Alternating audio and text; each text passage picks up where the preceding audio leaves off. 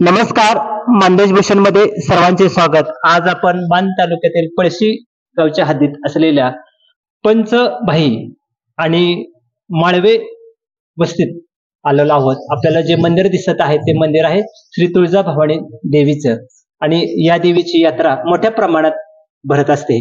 या यात्रेची माहिती घेण्यासाठी तसंच कोणकोणते कार्यक्रम आहेत आणि देवीचा इतिहास काय आहे अशी विविध माहिती जाणून घेण्यासाठी आज आपण आलेलो आहोत.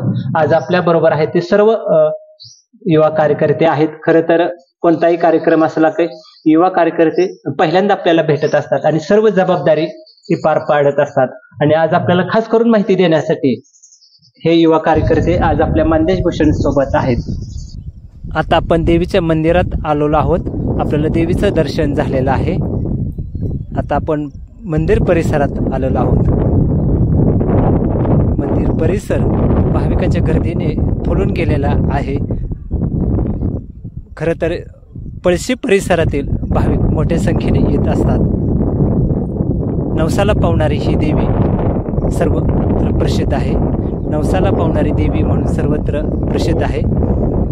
या यात्रेनिमित्त आपण बघतोय ते ओटी भरण्याचा कार्यक्रम आहे. देवीचा परडी भरलेला आपण बघतोय. सर्वात जास्त प्रमाणात आपल्याला या परड्या दिसत आहेत. गजनृत्याचा एक कार्यक्रम या यात्रेनिमित्त केलेला आहे. महाराष्ट्राचे ग्रामीण विकास मंत्री सौ सोनियाताई गोरे यांनी धावती या आहे करण्याचं आश्वासन येते. नमस्कार. तुमचं नाव सांगा पहिल्यांदा. नमस्कार, मी ऋषिकेश शहाजी खाडे. ऋषिकेश, एक सांग, आपलं पंचभाई हे नाव दिलेलं आहे आणि माळवे वस्ती या तुळजाभवानी देवीच्या परिसराला काय इतिहास आहे? म्हणजे तर तसं सांगायचं गेलं तर आमचे जे पूर्वज होते ते इथून घोड्यावरती तुळजापूरला जात होते. पूर्वज आणि घोड्यावरती तुळजापूरला जात होते. प्रत्येक वर्षी जायचे आणि एक वेळ त्यांच्या म्हणजे असं वयाच्या मानानं त्यांना जाणं बनत नव्हतं. मग त्यांनी असा निर्णय घेतला की शेवटचं तुळजाभवानीला गेले आणि तुळजाभवानी मातेस तिथं म्हणले की आम्ही आजपर्यंत तुझ्यापाशी येत होतो आणि इथून पुढे आम्हाला यायला जमणार नाही, आज आम्ही तुला घेऊन जाणार इथून. मग त्यांनी एक खडा आणला आणि तू या ठिकाणी मांडला आणि खडा पण अशा ठिकाणी मांडला या आसपासच्या 4 गावाच्या मध्य ठिकाणी आणून मांडला. कुठली 4 गाव आहेत? 4 गाव आपली मनकरनवाडी, पिंपरी, पळशी आणि जाशी हे 4 गावाच्या बरोबर मध्ये आणून खडा मांडला. आणि त्यासाठी मग ते इथं मंदिर पहिल्यांदा छोटंसं मंदिर होतं आपलं दगडांचं, तिथं खडा मांडला, पूजा करत होती. मग ते पूर्वजांनी तिकडे जायचं बंद करून इथं पूजा चालू केली. त्यानंतरच्या त्यांच्या पुढच्या पिढीने दगडात एक छोटंसं बांधकाम केलं, त्याच्यावरती पत्रे ठेवले एक छोटंसं त्या काळामध्ये. आणि ते काळ झाल्यानंतर असं पिढीने पिढी ते पुढं असं विकसित होत गेला. तर सगळा विकास होत गेला असा विषय झाला. बरं, आता पंचभाई जे नाव पडलंय माळवे आणि हा काय संदर्भ आहे? तर पंचभाई नावाचा असा अर्थ आहे की पूर्वज म्हणजे आमचे जे होते 5 भाऊ होते, त्या 5 भावापैकी एक भाऊ गावचे सरपंच होते आणि ते 5 भाऊ जे होते त्या म्हणजे त्यांची थोडी दहशत होती 5 भावांची. म्हणजे सर्वत्र गाव त्यांना मानत होतं, त्यांच्या म्हणजे हे जे करतो.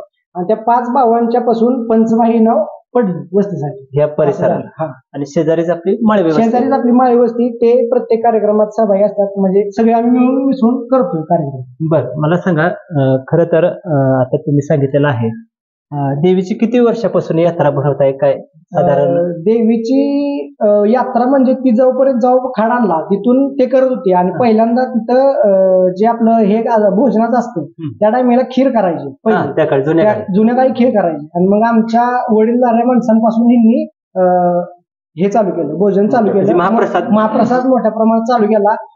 लोक यायला लागली आणि हे जागृत देवस्थान असल्यामुळे इथं लोकांचा विश्वास बसला आणि नवसाला पावणारी देवी म्हणलं जातं जागृत देवस्थान असल्यामुळे. आणि त्यानंतर माणसांच्या मनात भावना निर्माण झाली आणि मग त्यानंतर जे झालं ते लोकांच्या वर्गणीतून किंवा वस्तीवरच्या भक्तांच्या वर्गणीतून हे सगळं विकसित होत गेला आणि अजून इथून पुढे विकास होत राहणार आहे असं आहे. म्हणजे भविष्यात पण तुमचं नियोजन आहे? भविष्यात पण आमचं पुढं नियोजन आहे, खोल्या करायच्या आहेत किंवा अजून जे काही भाविकांना सुविधा देता येईल तेवढ्या द्यायच्या. भाविकांना ज्या सुविधा देता येईल ते 100% देण्याचा प्रयत्न करणार आहे. धन्यवाद.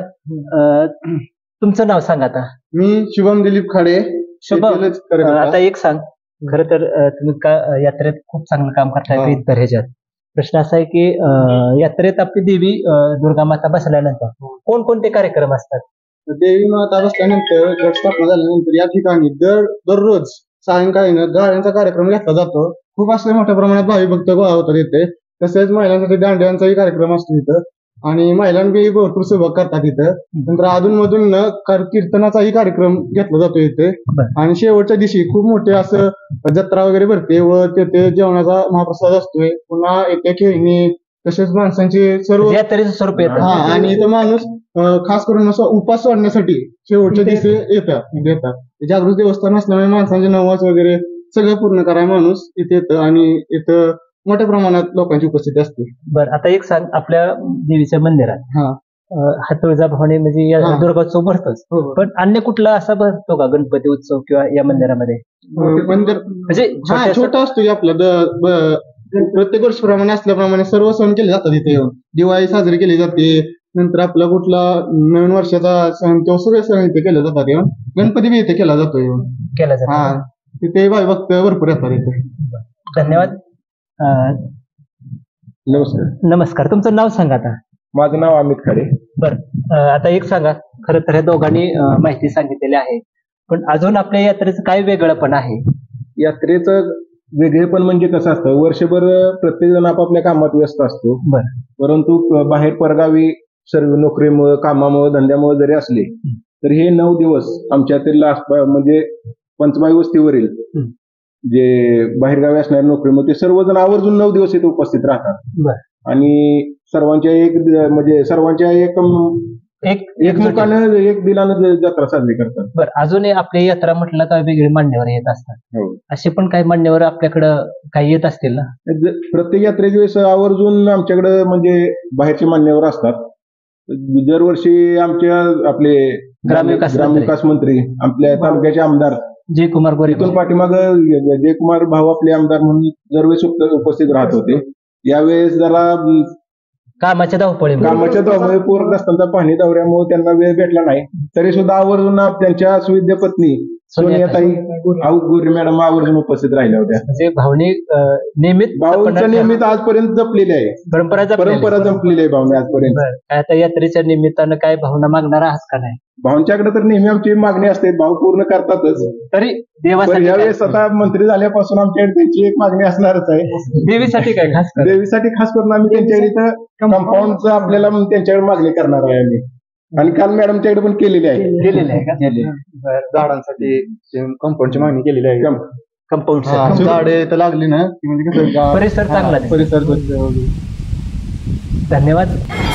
आपण मंदिर परिसरात आलेलो आहोत.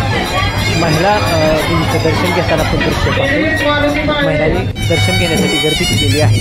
खरं तर यात्रा म्हटलं की गजरुते हे आलंच, आणि गजरुते हे या यात्रेचं वैशिष्ट्य ठरत असतात.